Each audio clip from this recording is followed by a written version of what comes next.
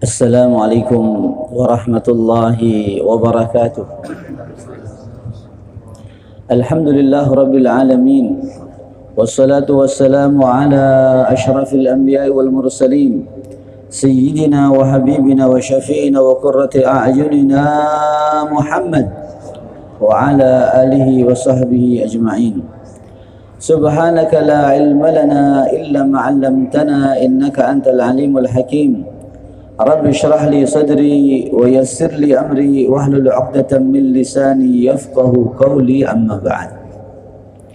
Jamaah salat maghrib yang dimuliakan Allah, bersyukur kita kepada Allah Subhanahu wa taala atas segala limpahan rahmat dan nikmat yang dianugerahkan kepada kita semua. Semoga kita semua, keluarga kita, saudara, tetangga, orang-orang yang kita cintai senantiasa mendapatkan petunjuk, hidayah, inayah dari Allah Subhanahu wa taala, selalu istiqamah dalam iman Islam sehingga kita meninggalkan dunia ini mati dalam keadaan husnul khatimah. Amin ya rabbal alamin. Kita melanjutkan kajian kita, kajian tafsir Al-Quran, sampai kita kepada surat Al-Baqarah ayat 40. Ini sudah kita bahas kemarin, saya ulangi kembali berkaitan dengan Bani Israel. A'udzu billahi minasy syaithanir rajim. Bismillahirrahmanirrahim. Ya Bani Israel, اذكروا نعمتي التي أنعمت عليكم وأوفوا بعهدي أوف بعهدكم وإياي فارهبون. Wahai Bani Israel, اذكروا نعمتي التي أنعمت عليكم. Ingatlah akan nikmat yang aku berikan kepada kalian. Wa aufu bi ahdi, penuhilah janjiku, janji terhadapku, yaitu untuk beriman kepada Nabi akhir zaman, Nabi kita Muhammad sallallahu alaihi wasallam. Ufi bi ahdikum, aku penuhi janjiku kepada kalian, akan aku masukkan kalian ke dalam surga. Wa iyaya farhabun, dan hendaklah kepadaku kalian takut, tidak takut kepada yang lain. Wa aminu bima anzaltu musaddiqan lima ma'akum wa la takunu awwala kafirin bih. Dan berimanlah kalian dengan apa yang aku turunkan, kitab yang aku turunkan, musaddiqan, yang membenarkan lima ma'akum, apa yang telah diturunkan kepada kalian, yaitu Taurat. Wala takunu awwala kafirin bih, jangan menjadi orang yang pertama mengingkari Al-Quran, mengingkari Nabi akhir zaman. Wala tashtaru bi ayati thamanan qalila, jangan kalian jual ayat-ayatku dengan harga yang sedikit. Wa iyaya fattaqun, dan kepadakulah hendaklah kalian bertakwa. Wala talbisul haqqa bil batili wa taktumul haqqa wa antum ta'lamun, jangan kalian mencampur adukkan antara kebenaran dan kebatilan. Jangan kalian taktumul haqqa, menyimpan kebenaran, wa antum ta'lamun, sedangkan kalian mengetahui.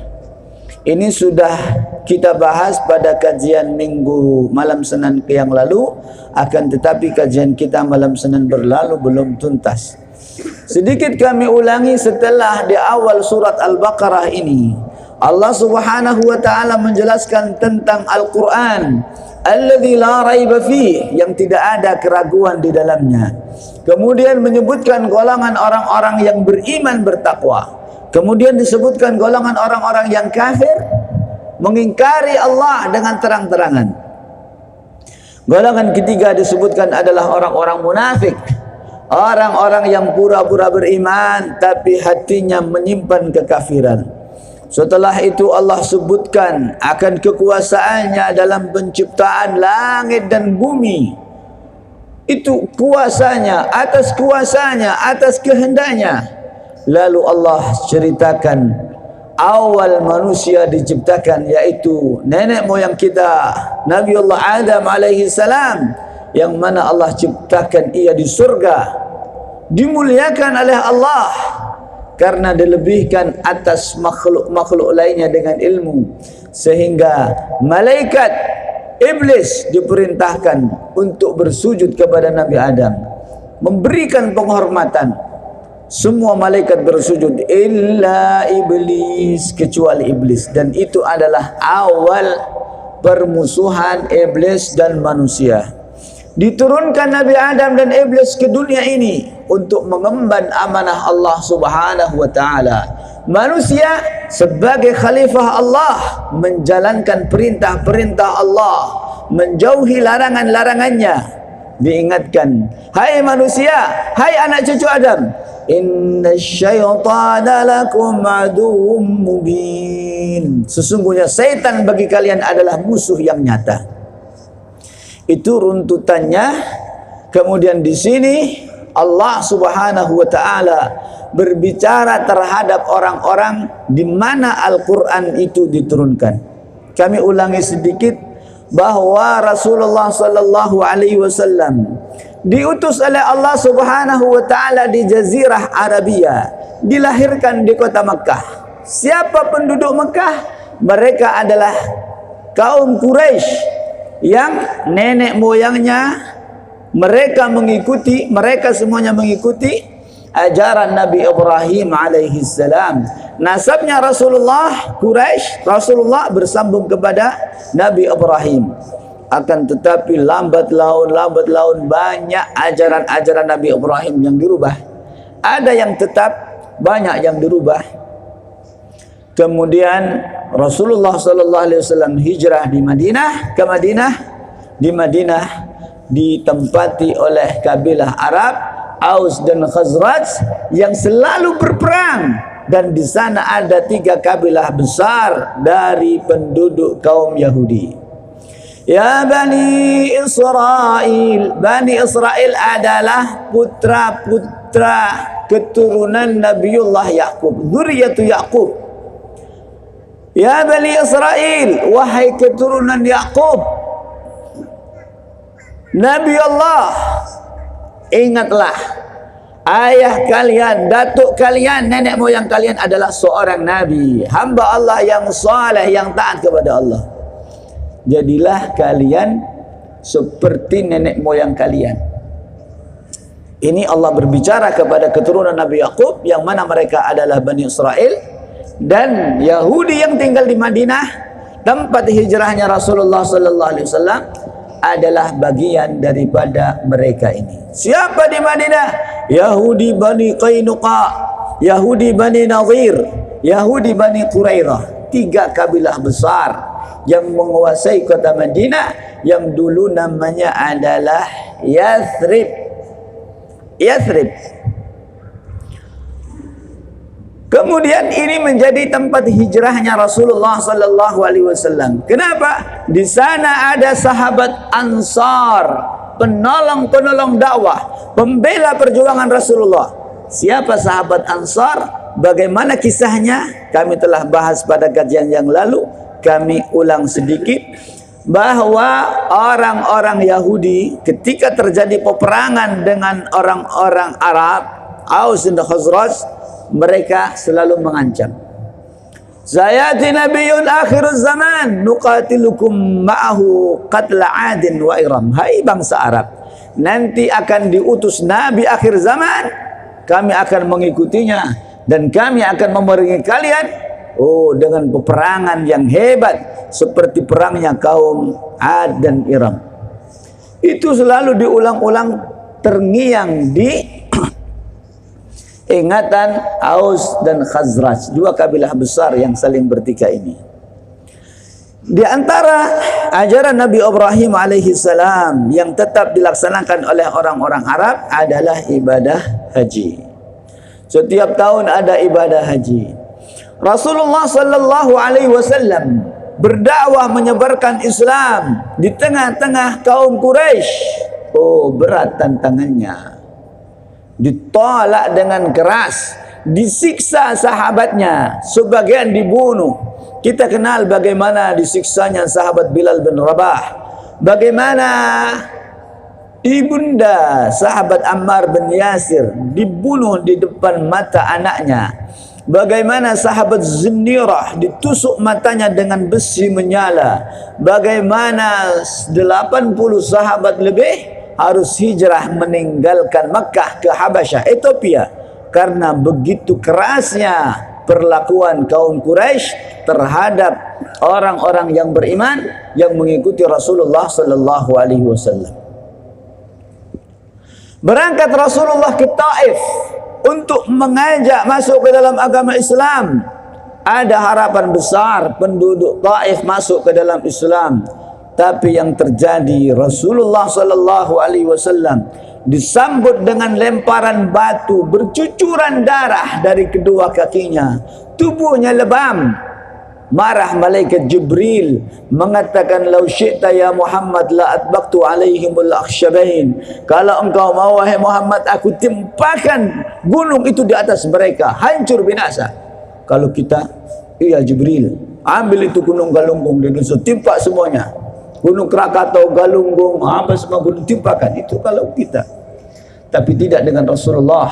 Berdoa kepada Allah, Allahumma hdi qaumi fa innahum la ya'lamun. Ya Allah, berilah petunjuk kaumku, sesungguhnya mereka tidak mengetahui.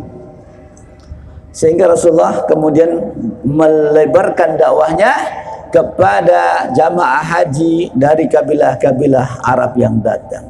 Satu kemah demi kemah didatangi Rasulullah sallallahu alaihi wasallam. Tiba saatnya kepada Aus dan Khazraj, diajak masuk ke dalam Islam. Aku adalah Nabi akhir zaman yang diutus oleh Allah. Teringat mereka akan ancaman orang Yahudi, akan datang Nabi akhir zaman, kami akan mengikutinya, akan memerangi kalian dengan Nabi itu. Oh, ternyata ini nabinya. Sehingga mereka bermusyawarah, la yasbiqannakum alaihi al-yahud. Jangan kita kedahuluan oleh orang Yahudi. Kita dulu beriman kepada Nabi akhir zaman. Itu awal imannya orang-orang Yathrib, penduduk Madinah, beriman kepada Rasulullah sallallahu alaihi wasallam.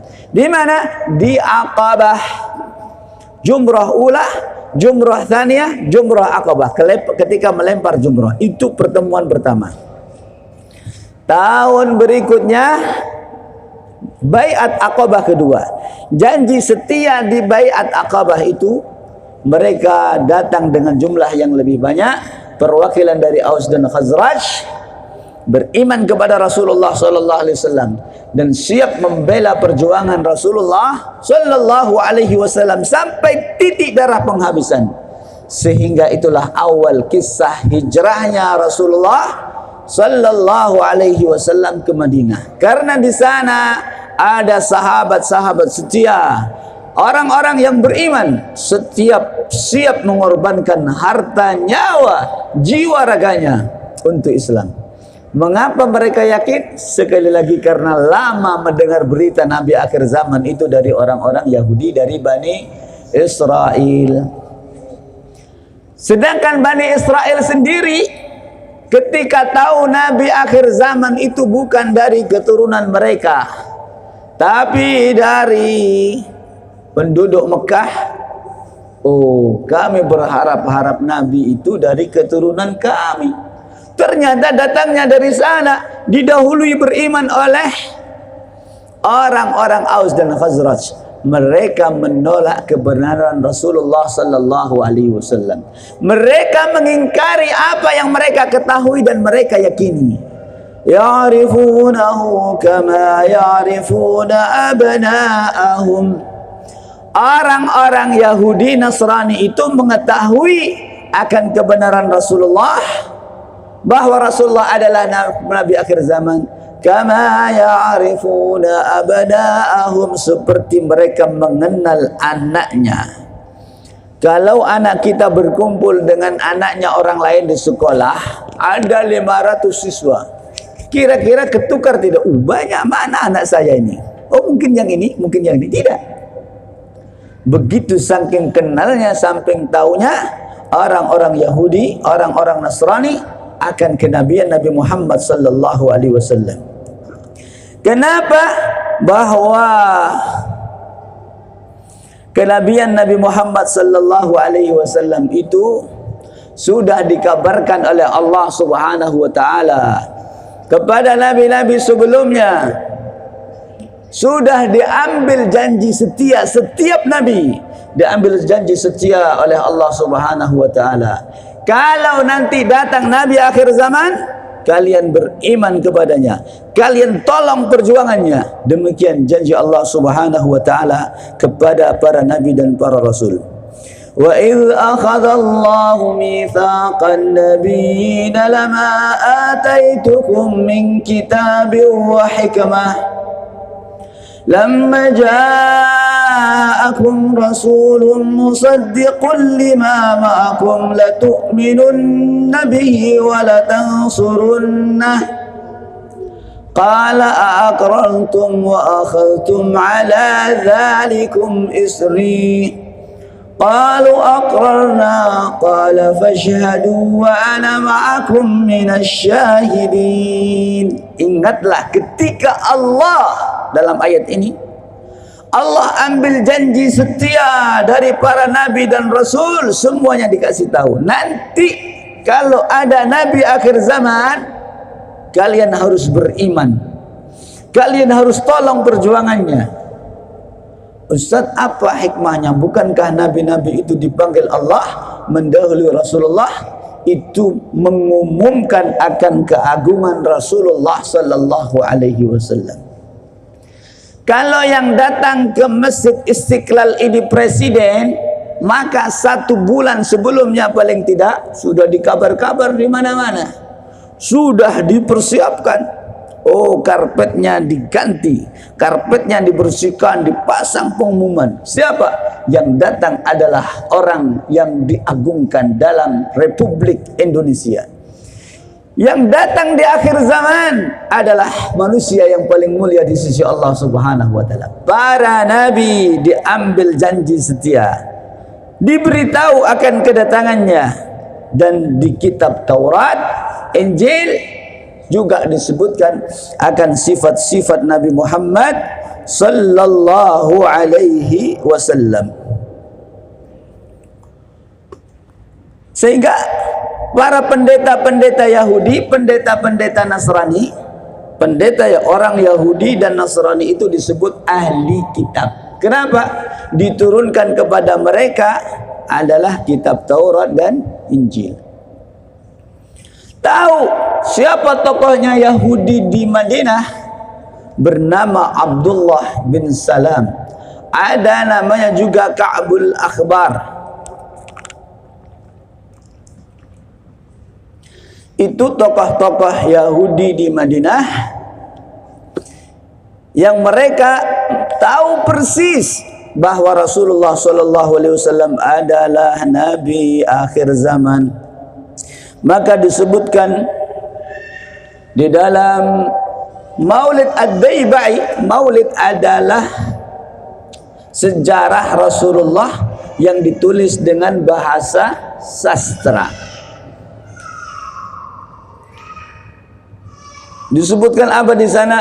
An-bahril ilmi dafiq wa lisanil qur'anin natik awhadi ulama'in nas. Oh, ini yang hadis pertama. Yang kedua, an Atha bin Yasar, dari Atha bin Yasar. An Ka'bil Ahbar, dari Ka'bul Akhbar. Siapa? Pendeta Yahudi. Qala allamani abit Taurata illa sifran wahida. Aku diajari oleh ayahku kitab Taurat, kecuali hanya 1 lembar, tak diajarkan kepadaku. Ayahnya pendeta, dia diajar menjadi pendeta. kana yakhtimuhu wa yudkhiluhu as-sunduq. Oleh ayahku, satu lembar ini disimpan di dalam peti, dikunci, tak boleh dibuka. Falamma mata abi fatahtuhu fa idza fihi nabiyyun yakhruju akhiruz zaman. Ketika ayahku meninggal, penasaran aku dibuatnya, apa satu lembar dari Taurat ini? Kenapa tidak diajarkan kepadaku? Kenapa disimpan? Dibukalah peti. Ternyata di lembar Taurat itu ditulis nabi, sifat-sifat nabi yang akan diutus di akhir zaman. Mauliduhu bi Makkah, lahirnya di kota Makkah. Wa hijratuhu bil Madinah, hijrahnya di kota Madinah. Wa sultanuhu bisyam, kekuasaannya sampai menundukkan kerajaan-kerajaan Syam, Romawi, semuanya tunduk di bawah. Semua akan kisah-kisah apa yang terjadi kepada Rasulullah dijelaskan secara detail dalam kitab Taurat dan Injil. Sehingga di sini diingatkan oleh Allah Subhanahu wa taala, hai Bani Israel, hai Bani Qainuqa, hai Bani Quraidah, hai Bani Nadir. Karena dalam perjalanan dakwahnya Rasulullah nanti akan kita bahas panjang. Mereka adalah orang-orang yang berkhianat terhadap perjuangan Rasulullah sallallahu alaihi wasallam. Hijrah Rasulullah dari Makkah ke Madinah, sampai di Madinah disambut oleh sahabat-sahabat Muhajir Ansar, para penolong. Datang sahabat Muhajirin disambut dengan luar biasa. Datang Rasulullah disambut dengan tala'al badru alaina min thaniyatil wada. Begitu seterusnya, luar biasa meriah. Tapi orang-orang Yahudi ini tidak beriman, padahal mereka tahu ini nabi yang mereka tunggu-tunggu. Kenapa? Hasadam min indi anfusihim, karena mereka dengki, hasud, iri. Ini saya tidak mau nabi itu dari Mekah. Saya tidak mau nabi itu dari keturunan Nabi Ismail. Saya pengen nabi itu dari keturunan Yahudi. Sehingga mengingkari itu Bani Israel. Jangankan itu, nanti disebutkan mereka itu tidak mau ayat yang turun itu melalui malaikat Jibril. Malaikat Jibril itu dibenci oleh orang Yahudi. Itu mereka sehingga diingatkan oleh Allah Subhanahu wa taala di sini. Wa aminu bima anzaltu musaddiqan lima ma'akum. Hai Bani Israel, hai Yahudi, beriman kamu kepada Al-Quran, beriman kamu kepada Muhammad. Itu nabi akhir zaman yang kalian tunggu-tunggu, kalian nanti-nanti. Wala takunu awwala kafirin bih, jangan menjadi orang pertama yang mengingkarinya. Wala tashtaru bi ayati thamanan qalila, jangan kau jual ayat-ayatku dengan harga yang sedikit. Kenapa? Mereka merubah Taurat, mereka merubah Injil. Maka dalam riwayat tadi dari Ka'bul Ahbar diterangkan bahwa dalam kitab Taurat disebut akan sifat-sifat Nabi Muhammad secara terperinci. Kemudian tokoh lain, tokoh Yahudi Madinah. Jadi kisahnya sampai Rasulullah di Madinah, dibuatlah perjanjian damai. Dengan siapa? Dengan kelompok kabilah Arab yang tidak masuk ke dalam agama Islam. Ada yang mereka tidak masuk ke dalam Islam, tidak dipaksa masuk ke dalam agama Islam. Kenapa? Lakum dinukum waliyadin, bagimu agamamu, bagi kami ada kami. La ikraha fid din, tidak ada pemaksaan masuk ke dalam agama Islam. Tidak dipaksa yang tidak masuk ke dalam Islam. Ini keadaan kota Madinah ketika Rasulullah datang. Di sana ada orang yang kecewa, yang menjadi golongan kaum munafikin. Ketuanya siapa? Abdullah bin Ubay bin Salul. Abdullah bin Ubay bin Salul ini sebelum hijrahnya Rasulullah ke kota Madinah, dia ini digadang-gadang akan diangkat sebagai rajanya kaum Arab yang ada di Madinah. Karena apa? Mereka lawannya adalah Yahudi. Akan diangkat menjadi rajanya. Ternyata kemudian Rasulullah SAW hijrah ke Madinah, orang-orang tidak fokus lagi milih raja. Kenapa? Sudah ada pemimpin Nabi. Marah dia. Gara-gara Muhammad aku tak jadi raja. Gara-gara Muhammad aku tak dapat singgah sana. Tapi kalau melawan juga tak mampu. Kenapa? Kebanyakan penduduk Madinah yang Arab masuk ke dalam agama Islam. Sehingga dia pura-pura masuk Islam, tapi merongrong perjuangan Rasulullah, bekerja sama dengan orang-orang Yahudi. Dibuat perjanjian damai untuk memakmurkan kota Madinah, membangun kota Madinah, perekonomiannya, militernya, sehingga menjadi kekuatan yang kuat. Disepakati juga dengan orang-orang Yahudi. Dipanggil tokoh-tokoh Yahudi, tokoh Islam didatangkan, tokoh kafir didatangkan, diteken sebuah perjanjian yang dikenal dengan Piagam Madinah. Garis besar dari perjanjian itu apa? Mereka yang hidup di kota Madinah saling bantu-membantu untuk memajukan perekonomian dan kekuatan militernya. Kalau ada serangan dari luar, siapapun yang diserang, kalau umat Islam yang diserang, maka yang kafir, yang Yahudi siap membantu. Karena Madinah satu kesatuan, baik yang Islam, baik yang Yahudi, baik yang non-muslimnya. Begitu praktek yang diajarkan oleh Rasulullah SAW. Kalaulah Yahudi yang diserang oleh musuhnya, maka Rasulullah pun membantu. Kenapa? Mereka sudah menjadi satu kesatuan, yaitu negara kecil kota Madinah. Yang jadi masalah pertamanya kan orang Yahudi tidak beriman kepada Rasulullah. Padahal mereka yang ngasih tahu akan ada Nabi akhir zaman. Lebih dari itu, mereka melakukan pengkhianatan demi pengkhianatan. Rasulullah SAW pernah akan dibunuh. Bagaimana ceritanya? Rasulullah diundang untuk rapat. Pura-pura mereka rumahnya tingkat-tingkat. Di bawah di sini disiapkan tempat yang bagus. Oh, ternyata di atas menyiapkan sebongkah batu besar akan dijatuhkan di atas kepala Rasulullah SAW. Malaikat Jibril memberitahu, wahai Muhammad, engkau akan dibunuh. Menghindar. Wahyu datang dari Allah Subhanahu wa taala. Oh, pengkhianatan pertama. Kemudian pengkhianatan kedua. Mereka diajarkan saling menghormati, menghargai. Seorang wanita muslimah, dia duduk di pasar, duduk di toko orang Yahudi.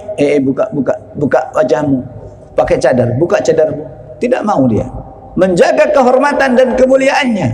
Salah satu orang Yahudi jahil jahat diikat tali roknya nih, diikat dengan tali ke pundaknya, sehingga ketika wanita ini berdiri tersingkap auratnya. Pengkhianatan kedua, tidak menghormati kaum muslimin, terjadi peperangan, akhirnya mereka diusir. Ketiga adalah ketika perang Ahzab, di mana ketika Rasulullah pertama di Makkah terjadi perang Badar, terjadi perang Uhud. Kaum Quraisy tidak puas, ingin membinasakan Rasulullah SAW dan sahabat-sahabatnya. Dihimpun kekuatan besar dari mana? Dari seluruh kabilah-kabilah Arab yang ada di Makkah, yang ada di sekitar Madinah. Kemudian mereka juga bersekongkol dengan orang Yahudi Bani Quraidah yang masih ada bercokol di kota Madinah, ingin menghancurkan Rasulullah. tapi kemudian dihantam dengan badai dan porak-porandalah mereka. Itu ketika perang Ahzab itu yang membuat usulan dibuat parit adalah sahabat Salman Al-Farisi. Sahabat Salman Al-Farisi juga kisahnya panjang sehingga dia beriman kepada Rasulullah sallallahu alaihi wasallam. Karena dia asalnya Majusi, berguru kepada guru pendeta Nasrani, diberitahu tentang Nabi akhir zaman, datang ke Madinah beriman kepada Rasulullah sallallahu alaihi wasallam. Intinya orang-orang Yahudi yang mereka mengabarkan akan kedatangan Rasulullah, ketika telah datang Nabi yang mulia ini, mereka adalah orang pertama yang mengingkarinya, bahkan memusuhi dan memeranginya. Sehingga dikatakan oleh Allah, wala takunu awwala kafirin bi, jangan kalian menjadi orang pertama yang kafir terhadap Al-Quran, terhadap Nabi akhir zaman. Wala talbisul haqqa bil batili wa taktumul haqqa wa antum ta'lamun, jangan kau campur adukan yang benar dan yang batil sedangkan kalian mengetahui.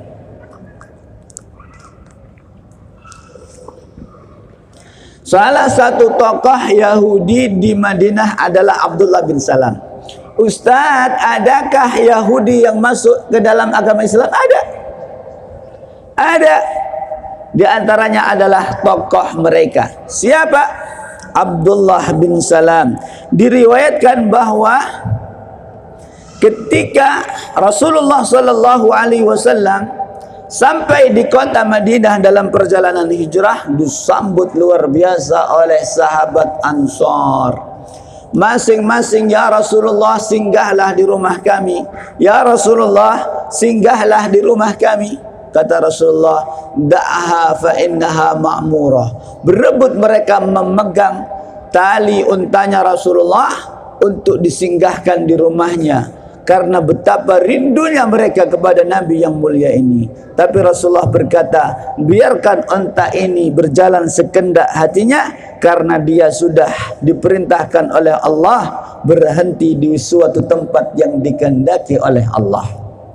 Berhentilah dia di rumah sahabat Abu Ayyub Al-Ansari. Ada kisah panjang kenapa berhenti di situ, ada rahasianya. Abdullah bin Salam, tokoh Yahudi ini menceritakan, saya ikut penasaran siapa yang datang ini. Katanya Nabi akhir zaman. Apakah betul seperti yang disebutkan di kitab-kitab Taurat? Dia ikut berdesak-desakan. Falamma ra'aitu wajhahu alimtu annahu laysa biwajhin kadzdzab. Ketika aku pandang wajahnya, aku tahu bahwa ini bukan wajah seorang pendusta. 40 tahun dari kecil sampai dewasa tak pernah Rasulullah berdusta di Mekah, sehingga dijuluki Al-Amin, manusia yang dapat dipercaya. Begitu julukan yang disematkan oleh kaum Quraisy. Tapi ketika mendatangkan berita tentang wahyu Allah, mereka mendustakannya. Laisa biwajhin kadzdzab. Kalau orang itu jujur hatinya, pertama memandang Rasulullah, tahu ini bukan wajah pendusta. Bukan kayak kita. Kayak kita ini sehari sudah dustanya berapa kali. Rasulullah sallallahu alaihi wasallam laisa biwajhin kadzdzab, sehingga dia, ini betul kelihatannya Nabi akhir zaman. Kemudian dia menceritakan, aku datang kepada Rasulullah dan aku tanyakan 3 hal. Wahai Muhammad, aku bertanya kepadamu 3 hal. Yang tidak bisa menjawab pertanyaan ini dengan benar, yang bisa menjawab pertanyaan ini benar, kecuali Nabi. Kalau memang engkau Nabi, pasti engkau melihat menjawab ini dengan benar. Ditanya pertama adalah ma awwalu asyratis sa'ah. Wahai Muhammad, apakah awal daripada tanda-tanda hari kiamat? Rasulullah menjawab, awal daripada tanda kiamat adalah api besar yang keluar dari timur dan barat. Demikian disebutkan di kitab Taurat. Betul. Kemudian ma awwalu ta'amin ya'kuluhu ahlul jannah. Pertama makanan yang dimakan penduduk surga, penghuni surga. Qala kabidul hud. jantungnya ikan besar yang di lautan. Kemudian wa ma balul walad yanzi'u ila abihi au ila ummihi. Yang ketiga, wahai Muhammad, kenapa anak itu kadang mirip ayahnya, kadang ada mirip ibunya? Dari mana rahasianya? Rasulullah menjelaskan, itu tergantung air siapa dulu yang keluar, air siapa yang kuat. Kalau kuat air ayahnya, maka air anak itu mirip kepada ayahnya. Kalau kuat air ibunya, maka dia mirip kepada ibunya.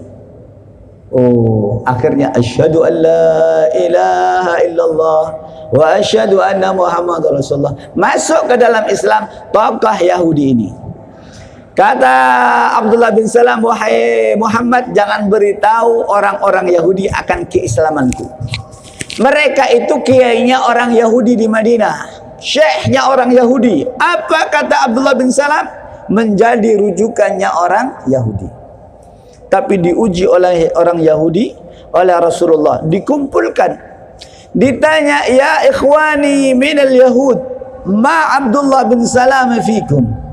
Wahai saudaraku kaum Yahudi, siapakah Abdullah bin Salam itu di antara kalian? Apa kedudukannya? Wahai Muhammad, dia adalah guru kami, kiai kami, panutan kami, pemimpin kami, dia tokoh kami. Demikian jawab orang-orang Yahudi. Kemudian dipanggil, wahai Abdullah bin Salam, keluarlah. Kemudian dikeluarkan, wahai saudara-saudaraku kaum Yahudi, aku nyatakan aku beriman kepada Muhammad. Inilah Nabi yang kita tunggu-tunggu. Asyhadu an la ilaha illallah wa asyhadu anna Muhammadar Rasulullah. Langsung berbalik marah orang Yahudi. Ini orang jahat ini. Ini orang tidak benar, tidak bisa diikuti. Gara-gara apa? Beriman kepada Rasulullah sallallahu alaihi wasallam. Jadi ada pendeta yang sadar seperti Ka'bul Ahbar, seperti Abdullah bin Salam, menyatakan dirinya masuk ke dalam agama Islam. Dan bukti lain adalah sahabat Salman Al-Farisi. Jadi ini adalah dari pendeta Yahudi. Ustaz, kalau dari Nasrani, oh ada. Sahabat Salman Al-Farisi itu dari Persia, Faris Al-Farisi, sehingga julukannya Al-Farisi. Kalau kita dari Lampung, Abdul Aziz dari Lampung, Ustaz Abdul Aziz Al-Lampunji dari Lampung. Kalau dari Jawa, Al-Jawi. Kalau dari Yaman, Al-Yamani. Dari Makkah, Al-Makki. Sahabat Salman Al-Farisi namanya Salman Al-Farisi adalah julukan karena berasal dari Faris, Persia. Dulunya dia adalah Gus, anaknya tokoh agama, bagian menyalakan api yang disembah oleh orang-orang Majusi. Kemudian dia ini di tengah perjalanannya mengikut agama Majusi, bertemu salah seorang guru yang dia kagum. Guru itu beragama Nasrani. Diajarkan kepadanya tanda-tanda Nabi yang akan lahir dan diutus Allah di akhir zaman. Kemudian sebelum gurunya meninggal, diperintahkan untuk mencari, dicari, sampai akhirnya dalam perjalanannya dia menjadi budak yang dijual di Madinah. Sampai di Madinah dan akhirnya bertemu dengan Rasulullah sallallahu alaihi wasallam. Ketika Rasulullah datang, dilihat, apakah ini betul Nabi seperti yang disebutkan guruku di kitab Injil? Yang lain betul dilihatnya, sifatnya sama, kecuali ada khatamun nubuwah di pundaknya Rasulullah, ada stempel kenabian sebesar uang logam. Itu dia pengen lihat. Tapi bagaimana ngomongnya? Rasulullah tahu, dengan mukjizatnya Rasul tahu akan isi hatinya, dibukakan, dilihat, sehingga dia beriman kepada Rasulullah sallallahu alaihi wasallam, menjadi sahabat terdekat yang cinta kepada Rasulullah, cinta kepada keluarganya, sehingga Rasulullah bersabda, Salmanu minna ahlul bait. Salman adalah dari golongan kami ahlul bait, keluarga Nabi. Ini lama kisahnya.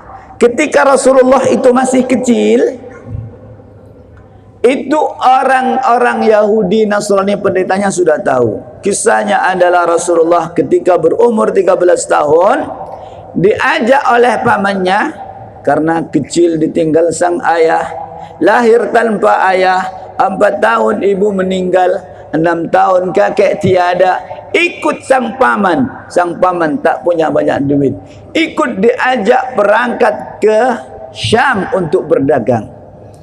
Dalam perjalanan ini bersama kafir kaum Quraisy singgah di suatu kota yang bernama Busra. Di sana ada pendeta Buhaira Ar-Rahib, sang pendeta. Tidak seperti biasa, dalam perjalanan itu kaum Quraisy diundang, dijamu makan. Tidak tahu mimpi apa pendeta ini. Tidak, sebelumnya tidak memperlakukan seperti itu. Kemudian ditanya, apakah ada yang tertinggal dari rombongan kalian ini belum masuk? Tidak wahai pendeta, semuanya sudah masuk. Pasti ada yang belum masuk. Oh, ada anak masih kecil duduk bersama onta-onta di sana. Oh, masuk, panggil. Kenapa dipanggil, diamparkan rombongan dagang itu? Isya jam berapa? Lewat 9. Saya singkat. Kenapa diamparkan? Oh, Buhaira Ar-Rahib melihat awan menaungi rombongan tersebut. Ketika singgah ada pohon menaungi tanpa orang lain perhatikan. Kemudian dipanggilnya anak kecil tersebut. Ternyata Rasulullah SAW masih kecil. Dilihat. Ditanya pamannya, ma hadzal waladu minka? Apa hubungan anak ini dengan kamu? Hadza ibni. Abu Talib mengatakan, ini anakku. Saking sayangnya keponakan dipanggil anakku. Apa jawab pendeta ini? Ma yanbaghi an yakuna walidu hadzal hayy waladi hayyan. Oh, tidak mungkin kalau ayahnya anak ini masih hidup. Itu mustahil. Dari mana tahu? Bukankah ini pertama bertemu? Kau di Busra, kami dari Makkah. Dari mana tahu? Kemudian dipanggil pamannya, dibisiki. Hadza nabiyyu akhiruz zaman. Ini dari sifat-sifatnya, dari pandangan wajahnya. Dilihat khatamun nabuwah, ini adalah nabi akhir zaman yang dijanjikan oleh Allah Subhanahu wa taala. Farji bihi ila Makkah. Bawa pulang ke Makkah. Jangan teruskan perjalanan ke Syam. Kenapa? Akhafu alaihil yahud. Nanti kalau ketahuan orang Yahudi yang jahat, dibunuhnya dia. Kenapa? Ini ternyata Nabi bukan dari anak keturunan mereka. Demikian akan kisah bagaimana bukti-bukti dari kenabian Nabi Muhammad sallallahu alaihi wasallam telah disebutkan dalam kitab Taurat, Injil, sehingga di sini ditegaskan oleh Allah, ya Bani Israel, wahai Bani Israel, berimanlah kepada Nabi akhir zaman, berimanlah kepada Al-Quran. Semoga kita ditulis oleh Allah Subhanahu wa taala menjadi hamba-hamba yang beriman, yang berjuang di jalan Allah, berjuang di jalannya Rasulullah sallallahu alaihi wasallam. Semoga kita menjadi orang-orang yang mencintai Rasulullah dan ahlul baitnya, keluarga dan anak keturunannya. Amin ya rabbal alamin. Semoga majlis ini senantiasa mendapatkan keberkahan dari Allah. Lebih kurangnya mohon maaf. Wabillahi taufiq wal hidayah wal ridha wal inayah. Wassalamualaikum warahmatullahi wabarakatuh.